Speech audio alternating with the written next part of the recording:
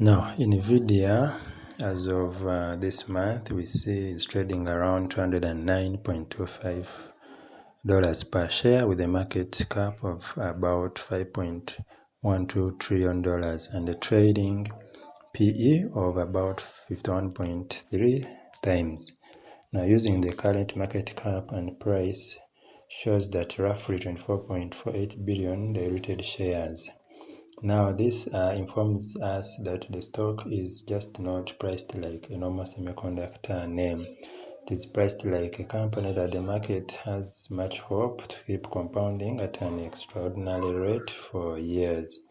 Now, looking at the reported quarter, it is still enormous by any standard, and in Q4 fiscal 2026, NVIDIA reported $68.1 billion of revenue, up 73 year-over-year, with a GAAP gross margin of 75% and a GAAP diluted EPS of $1.76. Now, when you look at the full fiscal year 2026, revenue reached $215.9 billion. GAAP net income was $120.1 billion and GAAP diluted EPS was $4.9. NVIDIA also said it returned $41.1 billion to shareholders during fiscal 2026 through buybacks and dividends, while still ending the year with $58.5 billion remaining under share repurchase authorization. Now, seeing that the balance sheet is also a major part of the story, as of January 25th, 2026, NVIDIA held $62.6 billion in cash equivalents, and marketable securities, including $10.6 billion in cash and $52 billion in marketable securities.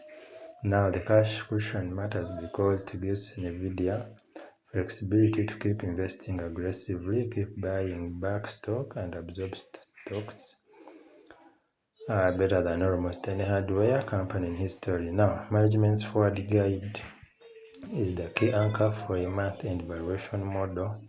For Q1 fiscal 2027, NVIDIA guided revenue to $78 billion plus or minus 2% and said it is not assuming any data center compute revenue from China in that outlook.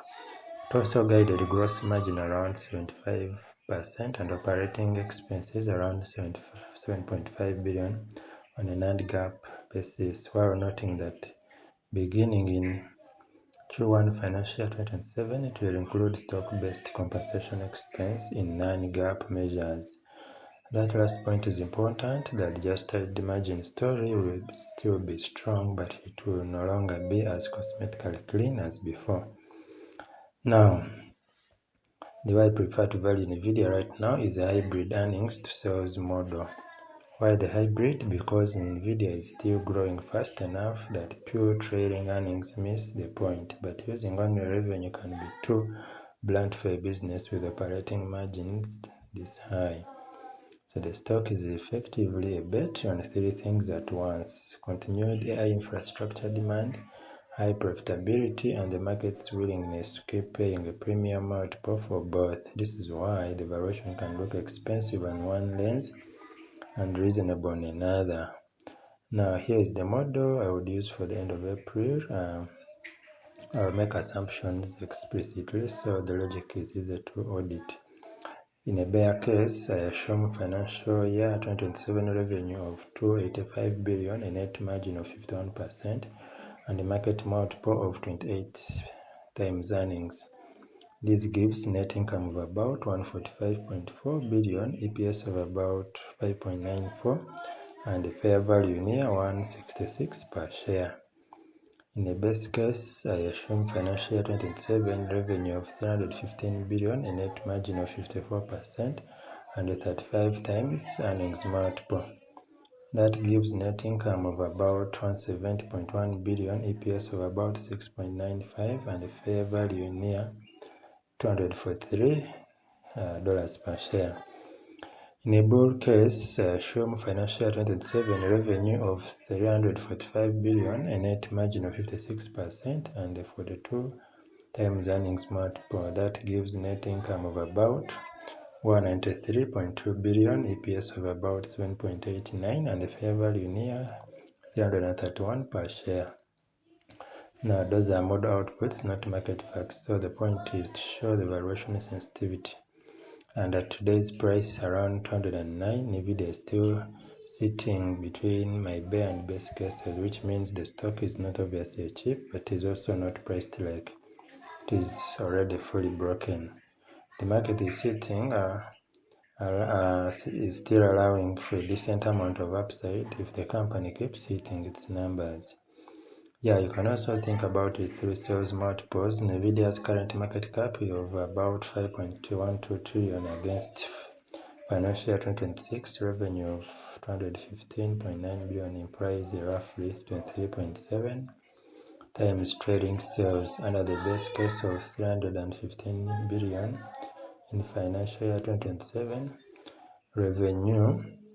The sale market cap implies about 16.3x forward sales. So it's not a bargain, but for a company with NVIDIA's growth rate, margins and competitive positions, it is also not as absurd as a headline of 5 trillion number that might make it sound. What investors should expect in the near term is mostly sentiment and guidance story, not a new earnings print this week. NVIDIA, its next earnings catalyst is not the point here. The point is how investors interpret the current run rate and the implications of the H1 guide. A guide of 78 billion in quarterly revenue with no China data center compute assumed is already very high bar. If the market believes the guidance is conservative and the Blackwell ramp is still accelerating, the stock can keep levitating.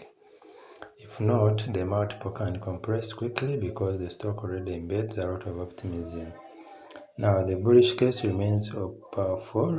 Reuters reported that Jensen Huang said NVIDIA's AI chip revenue opportunity may reach at least 1 trillion through 2027, up from the $500 billion opportunity NVIDIA had cited through 2026.